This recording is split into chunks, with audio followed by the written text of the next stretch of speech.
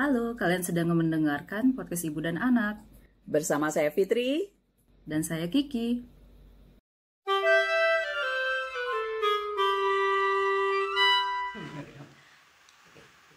Halo. Halo. Ketemu lagi sama kami berdua. Dan kita diskusi-diskusi lagi, ya Mak ya? Ngobrol-ngobrol. Ngobrol-ngobrol lagi. Ya. Gitu. Nah, kita kali ini masih ada ya hal-hal yang kita bawa dari sana Jerman. Kali ini kita mau apa nih Pak? Kan kemarin udah sungai udah, transportasi udah, sampah udah. Nah sekarang kita kan ya masih berkisar antara kita sering jalan-jalan di sana, jalan-jalan dalam arti benar-benar jalan kaki gitu, masuk jalan-jalan kecil, jalan-jalan setapak gitu, dan dari situ kita banyak melihat banyak hal ya Pak ya. Nah yang satu hal yang kita sering lihat itu adalah lahan pertanian ya, ladang lah gitu, atau apa ya namanya, ladang ya. Itu kita di sana tuh takjub gitu, padahal di kita juga ladang banyak juga ya. Kenapa di kita kurang takjub kita?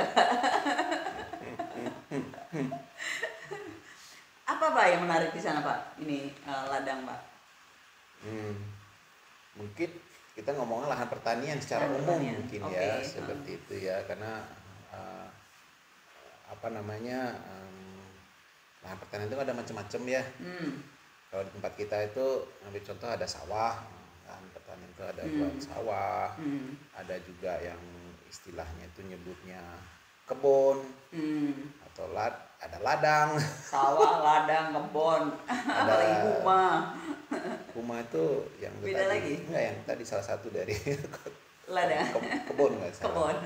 kebun, rumah. Terus apa lagi tuh? Ada lagi tegalan sebenarnya. Tegalan itu lebih kayak ke ladang sih sebenarnya. Gitu. Bedanya apa sih kira-kira? Kita jadi bingung. Iya, kalau sawah kita tahu sih bedanya sawah sama ladang, kita tahu gitu. Sawah itu ada airnya basah gitu ya. Iya. Dan isinya padi gitu. Yang ditanam di sana padi. Kalau sawah pasti padi ya, nggak ada tanaman lain di sawah gitu. Maksudnya ya, lahan sawah itu lahannya sih sebenarnya tinggal memang, tapi utamanya karena lahan itu diairi ya, sehingga fungsinya utamanya buat sawah itu buat padi, tanaman padi. Pada saat dia musim yang mungkin hanya 1 kali atau 2 kali tanam seperti itu, sehingga ada musim yang dia tidak untuk tanaman padi kayak gitu kan. Itu di Indonesia lah ya, kita bicara. Sehingga itu digunakan untuk tanaman lain ya, palawija atau tanaman lain yang semusim seperti itu ya. Tapi lahan itu sendiri masih disebut sebagai lahan sawah. Oh gitu ya. Kalau tegalan itu lahan juga, lahan pertanian juga, tetapi dia untuk lahan kering. Ya, jadi bukan sawah utamanya. Bukan sawah ya. Dan biasanya digunakan untuk tanaman selama 1 tahun kayak gitu. Kadang-kadang yang ditanam tuh kayak singkong. Oh, tanaman semusim lah gitu ya. Ya kayak gitu ya. Jadi bukan kalau misalnya ini kebun Semusim, palawija kalau itu kan setahun itu biasanya setahun, agak ya? lebih lama ya. Kalau semusim itu kan musim kering, musim hujan ya kalau kita ya, seperti itu. Nah kalau biasanya itu tanaman-tanaman kayak gitu ada yang digunakan baik itu dalam bentuk kayak cenderung di kebun, atau ladang mungkin ya. Balik. Ya itulah maksudnya, kita variasinya itu banyak ya, seperti itu. Nah kita kalau di sana nggak melihat variasi sebanyak itu seperti di Jerman ya. Iya, nggak ada sawah lah di sana ya pasti sih, kita nggak lihat sawah gitu. Cuman kita melihat lahan pertanian ya secara umum. Ada yang luas, yang kita melihatnya seperti sawah lah ya, itu ditanami gandum gitu. Luas banget gitu ya. Iya. Atau juga ditanami dengan kanola ya, seperti itu. Oh iya, Jadi, kanola. Nah, kanola nih Pak, mungkin orang-orang nggak tahu nih kanola. Kanola itu kan kalau kita di sini taunya tuh kanola itu minyak kanolanya, minyak goreng kanola. Dan harganya lumayan mahal sih dibandingkan dengan minyak goreng sawit gitu. Nah, pas di sana kita di sana itu minyak goreng kebanyakan kalau nggak biji matahari, minyak goreng biji matahari. Selain olive oil ya, selain Olive oil minyak standar zaitun, lah ya. olive oil standar di mana-mana ada, dan biasanya bukan untuk menggoreng dipakai tapi lebih untuk salad, untuk yang kecil-kecil lah, bikin kalau goreng juga tumis-tumis kecil gitu ya.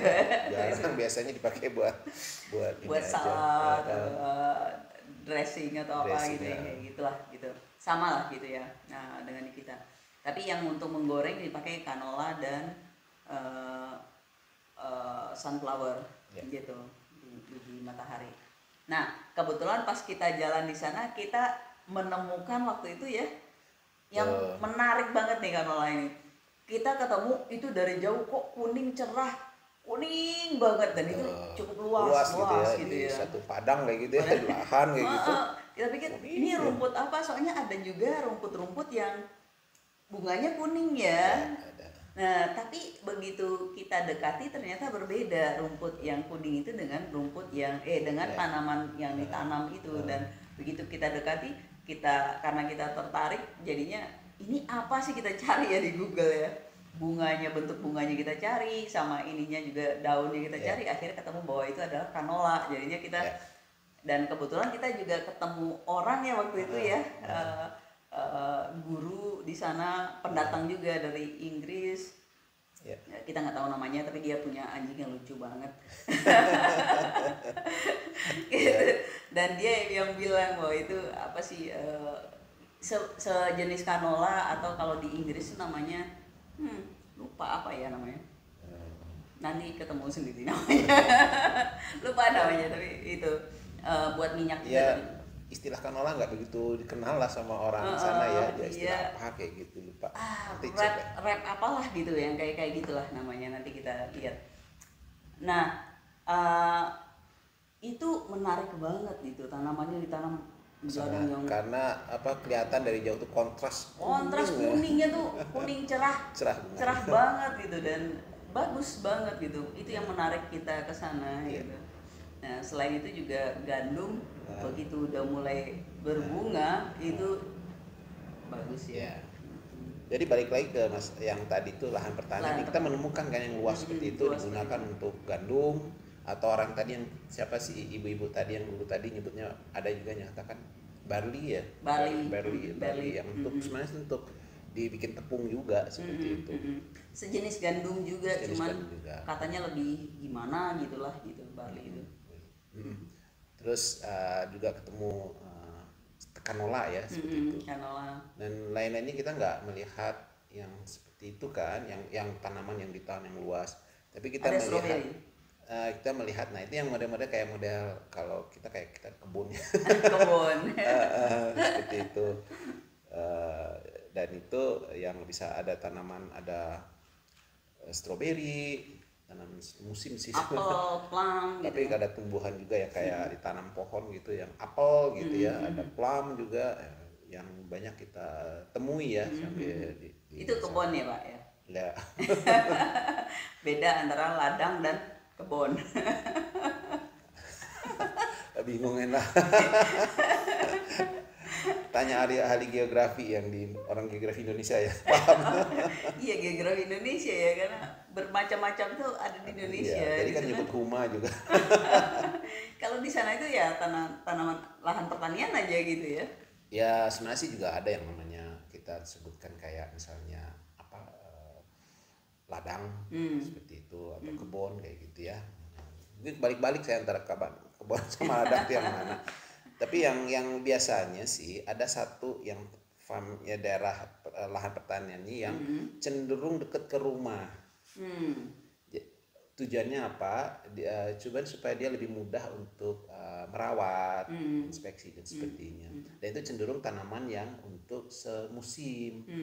Nah, semusim di sana kan juga pendek ya, hanya musim panas saja. Misalnya seperti itu. Tanamnya pada saat itu, pada lain-lainnya kosong gitu, nggak dipakai tanahnya kayak gitu kan. Karena nggak bisa ditanami juga Pak, kalau lagi ditutup misal gitu. Dan ditanami model-model buat sayuran, apakah itu kebutuhan sendiri atau kemudian dijual ya, siapa yang mau beli, pick your own gitu kan. Oh iya, banyak yang pick your own di sana. Iya, nah salah satu, ada juga yang dibuat dia punya lahan yang agak jauh kayak gitu, Dan biasanya sih tanaman kalau di Indonesia model-model seperti itu tanamannya lebih ke tanaman yang lebih panjang fungsinya. Jadi bisa ditanam kemudian ditinggal gitu. Nanti berapa sampai setahun kemudian diambil kayak gitu hasilnya kayak gitu. Dibiarin gitu aja.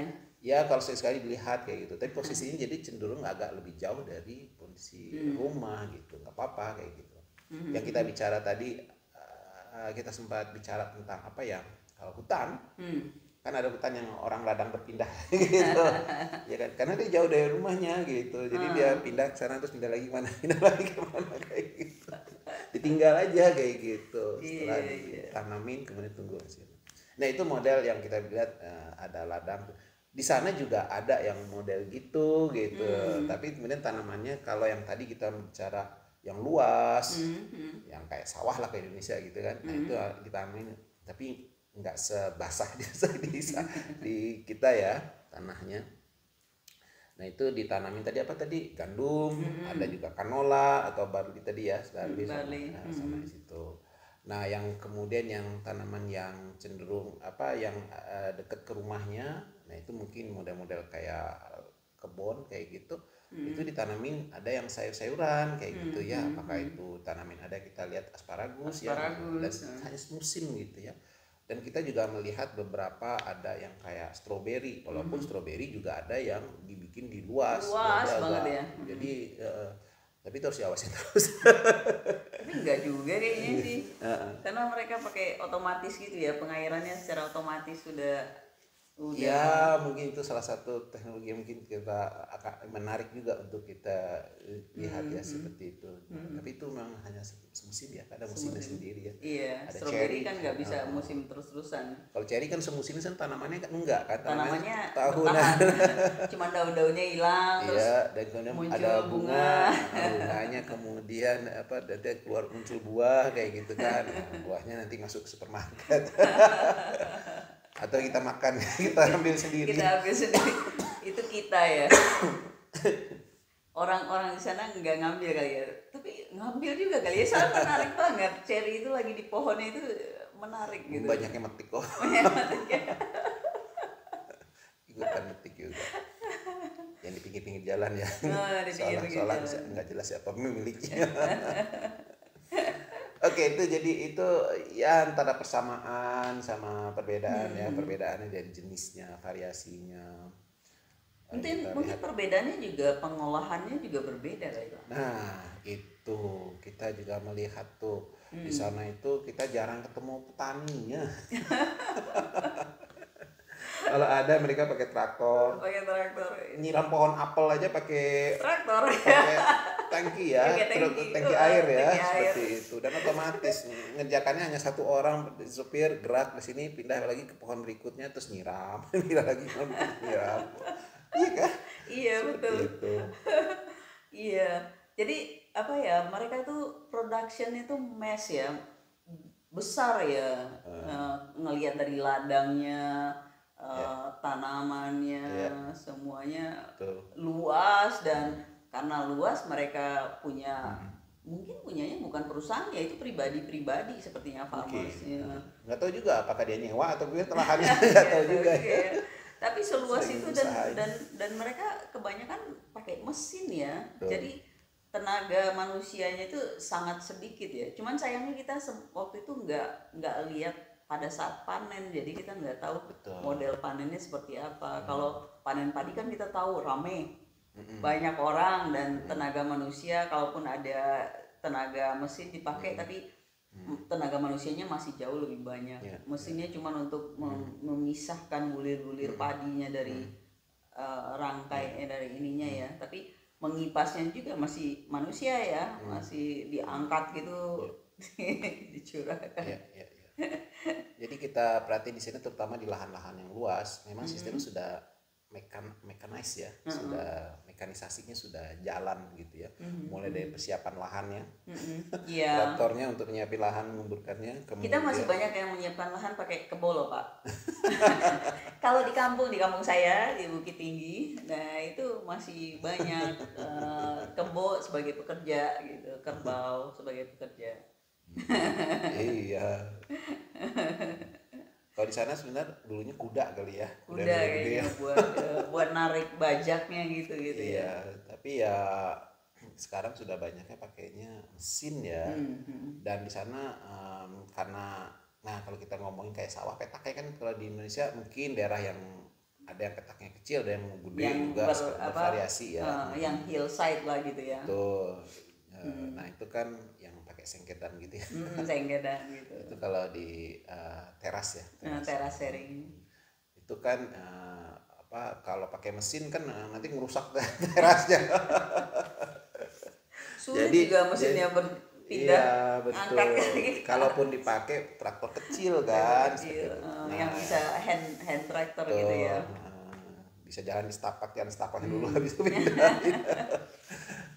Nah kalau di sana kan sudah mesinnya juga udah gede-gede ya, traktornya untuk ngolahnya seperti itu.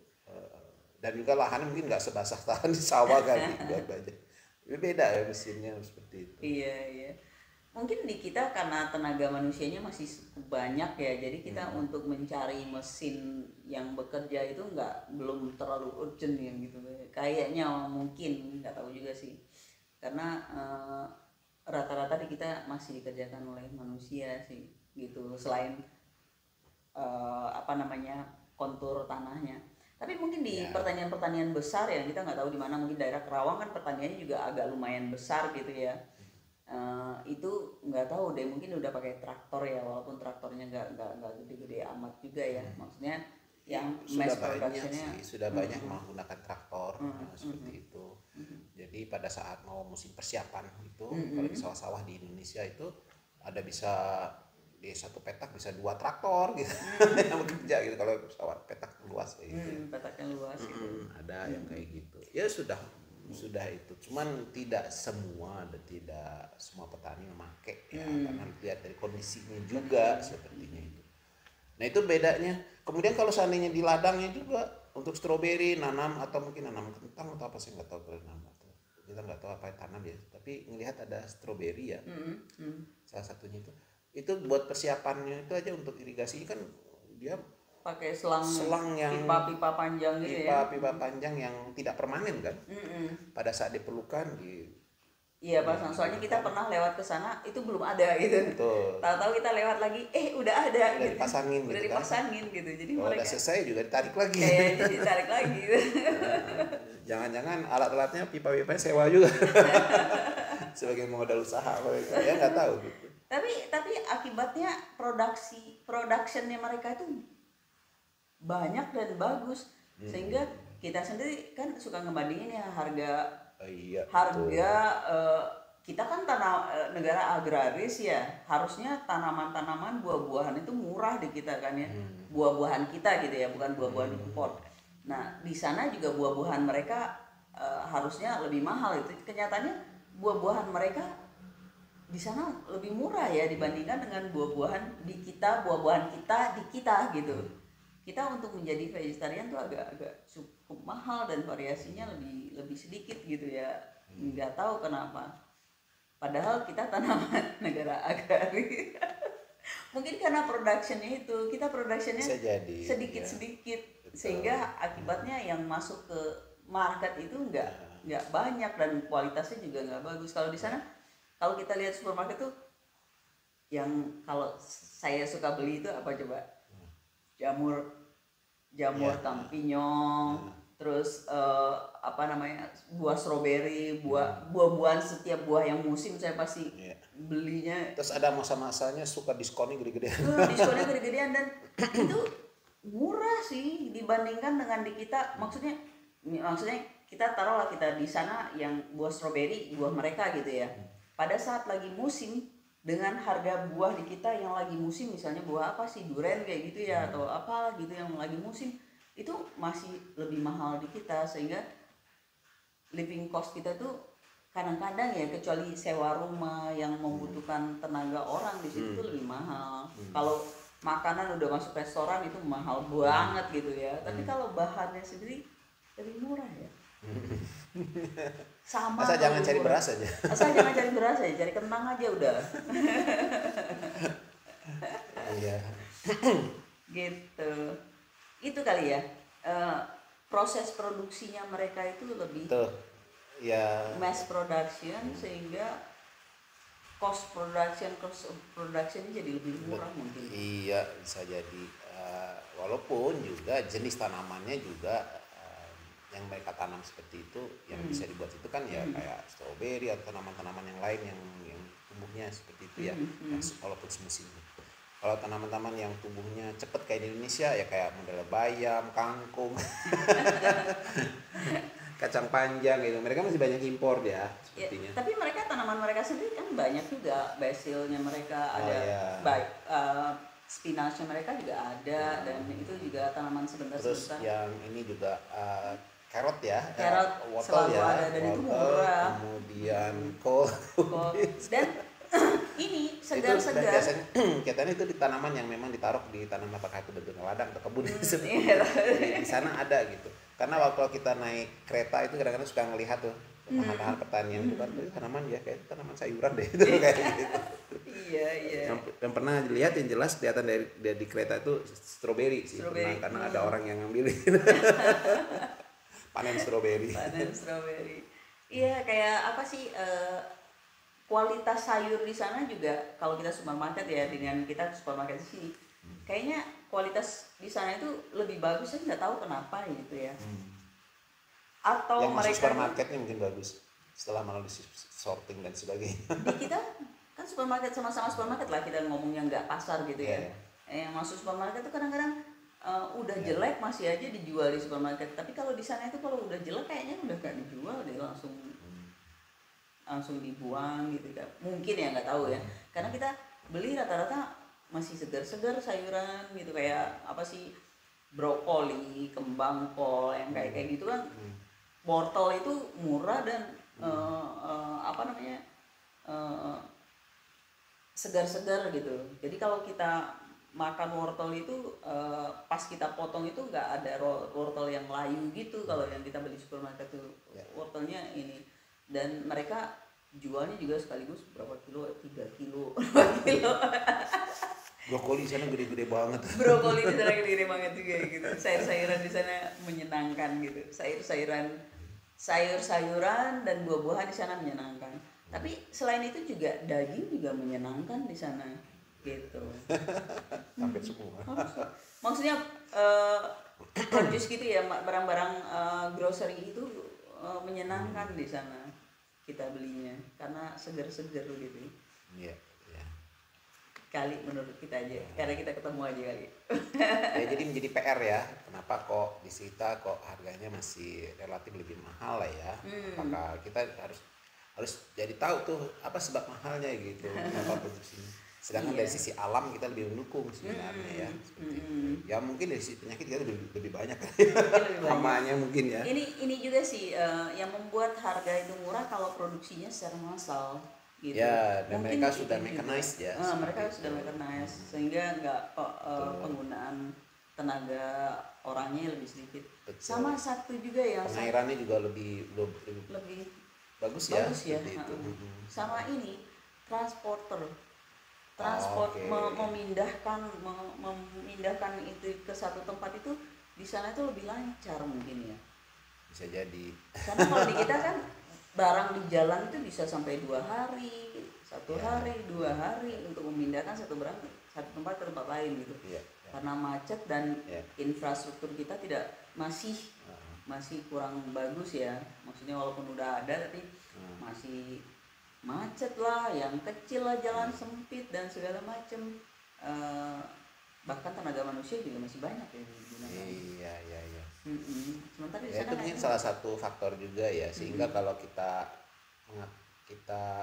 akan mengekspor hasil produksi dari pertanian kita, kalau kita jumlahnya banyak itu diekspor, kurang bersaing juga kali ya tadi ya, karena ongkos produksinya juga, itu yang termasuk total ongkos produksinya itu jadi transporternya itu mahal gitu. Termasuk transportasinya ya.